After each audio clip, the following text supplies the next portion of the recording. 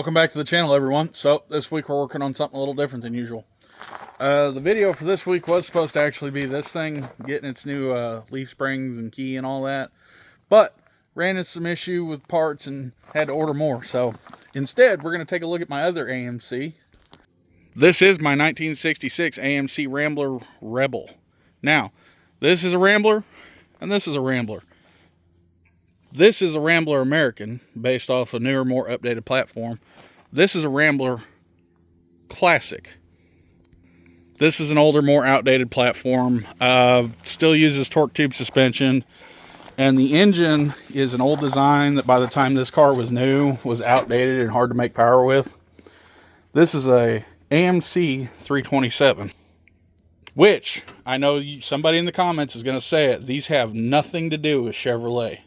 These engines came out in 1957, 5 years before Chevy's 327. So, the issue with this, however, this engine's locked up. Somewhere along the line, somebody broke the timing chain on it. And as you can see, they pulled the front cover and all that off. Which, I didn't do that. The valve train itself is loose, but the bottom end is locked up from moisture getting in it all these years. So I actually was planning on doing a video using the Rebel and the 47 Fleet Master to kind of show how to unlock a motor on a budget.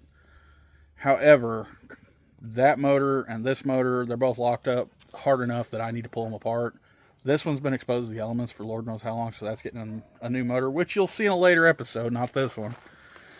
But for right now, we're focusing on the Rebel. So what we're going to do, since the valve train turns over, I'm going to pull the heads off, pull the intake. We're going to see what the bottom end's, how bad it really is, and maybe see if we can't get it unlocked, but no promises on that.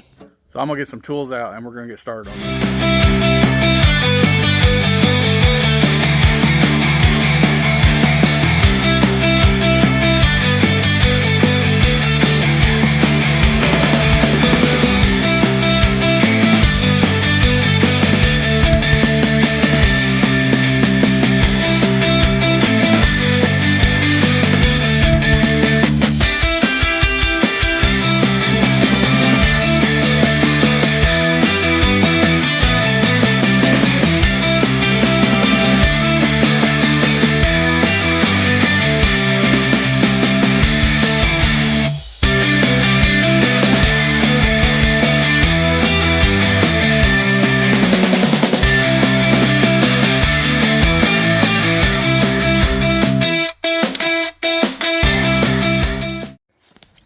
Okay, so the intake's off, and so far, really no sign of water damage or anything, but there is plenty of carbon buildup.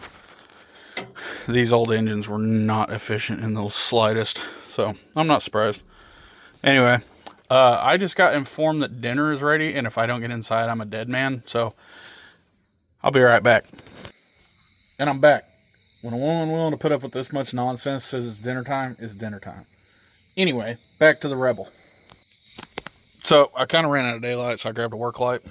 Anyway, back to this.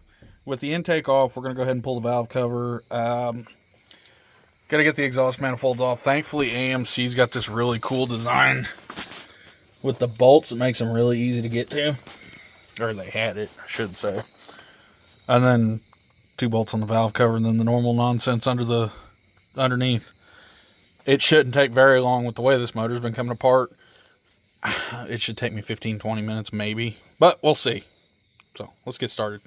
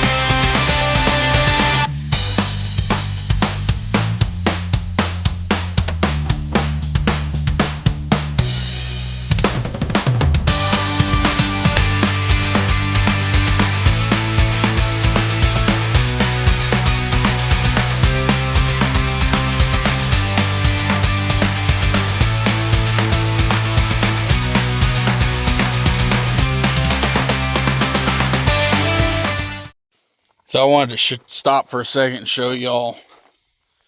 This is a pretty good sign this motor's never been opened. You can see, and I'm not touching that with my bare hands, the oil dried up in it.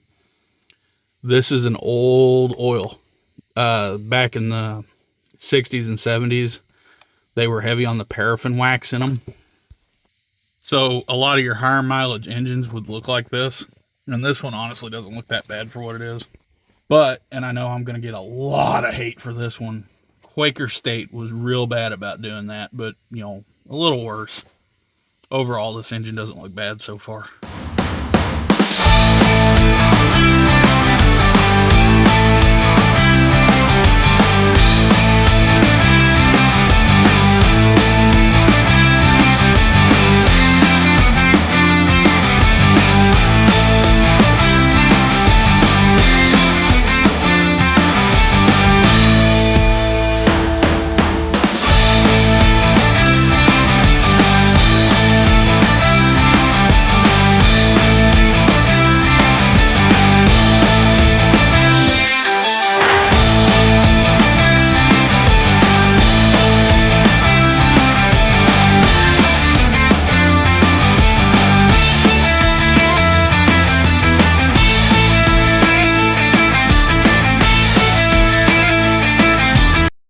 Okay, so I got the driver's side head off finally. Let's take a peek here. That cylinder set open to the weather. That cylinder has, I guess they all kind of have really. To be honest though, it's not as bad as I thought it was going to be. You can see the transmission fluid I poured in it trying to get it all unstuck, but this, I mean, it's got a little bit of crud in it, but overall I thought this engine was way worse. So I think the plan, I was going to actually replace this engine, but I think I'm going to just try to rebuild it. It doesn't look like it's in that bad of shape. But for right now, I'm going in for the night. It's getting kind of late. We'll finish this up tomorrow and kind of see what we're going to do, get a game plan together and go on. So, see you tomorrow. Okay, so I'm back at it. Looking at this in the daylight, I kind of see where the problem is with the whole being stuck deal. So it's kind of hard to see on the video, but that push rod right there is bent. Both of those are, and I think this one might be. Oh well. I'm going to get this head yanked off real quick, and we'll take a look at the bottom end after that.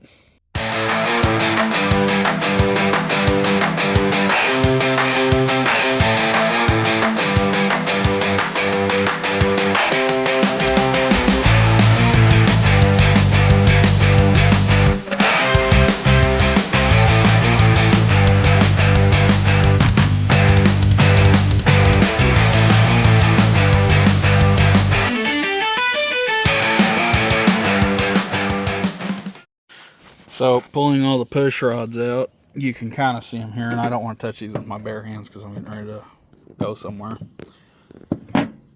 You can see every one of them's bent. That's probably honestly what has this side locked up, is those, like, the timing chain broke, and then all these valves went da-dink, da-dink, dink, dink, dink, and caused all kinds of issues for me. But that's why I got this car in the first place, so.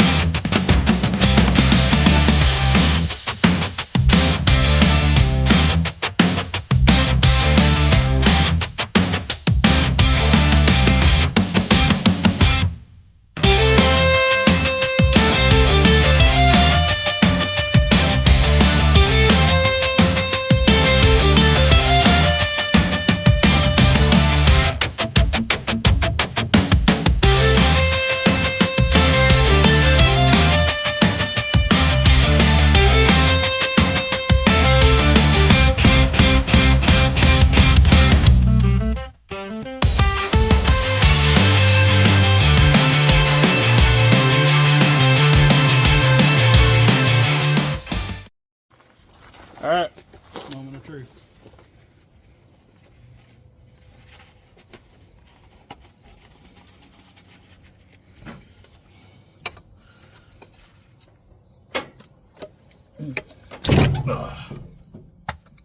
I just wish y'all could smell this.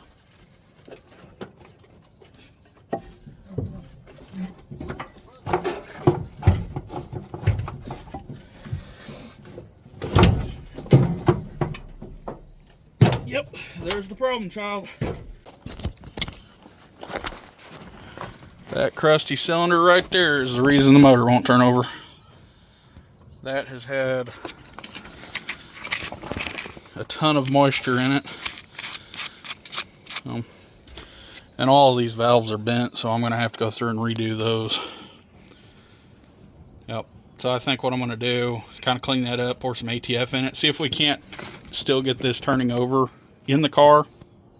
And that way, I'd like to get it running in the car before I pull it out and overhaul it, because I think the transmission is still good, and if it is, I'm not rebuilding it right away if I don't have to. So I'm going to run and get some ATF and get back to you. So after a quick jaunt to Walmart for some supplies, I'm back. Okay, so what we got here, a quarter acetone and a quarter transmission fluid. What you do is you take and mix these 50-50, and Jeremiah will not stop bugging me about this. He wanted me to plug him. But what you do is you take and mix these like a 50-50 mixture, pour them in the cylinder, and let it sit for a couple days, and it'll 9 times out of 10 unlock that so it moves. But first, we need to take some good old carb cleaner and clean that mess up.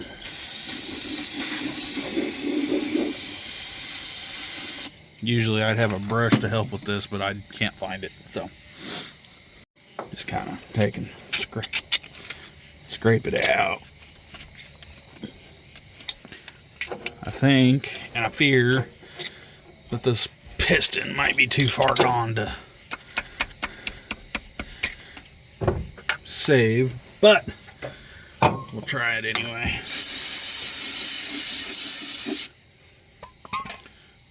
But you let something like this sit long enough with corrosion, yeah, I think that piston's a little bit roached. Because as you can see, turn some lights on. Should be flat top like that, and like it's got ridges right here, which those ain't coming off. But that won't deter me from pouring my mixture in there and just seeing what happens. Because I mean, worst case scenario, I got to rebuild the motor anyway. So let's mix it up and see what comes of it. Get your little science kit out here. And I'm using a cup, but like this will corrode that cup, so you gotta act kind of quick. And don't do this over a surface you actually care about, because I'm like, you can see here, I'm doing it over a rusty fender. So a little bit of that.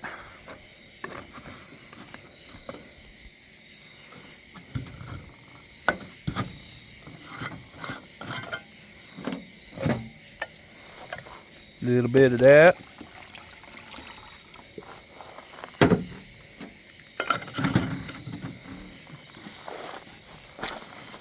Yeah, and it's already melting through the cup.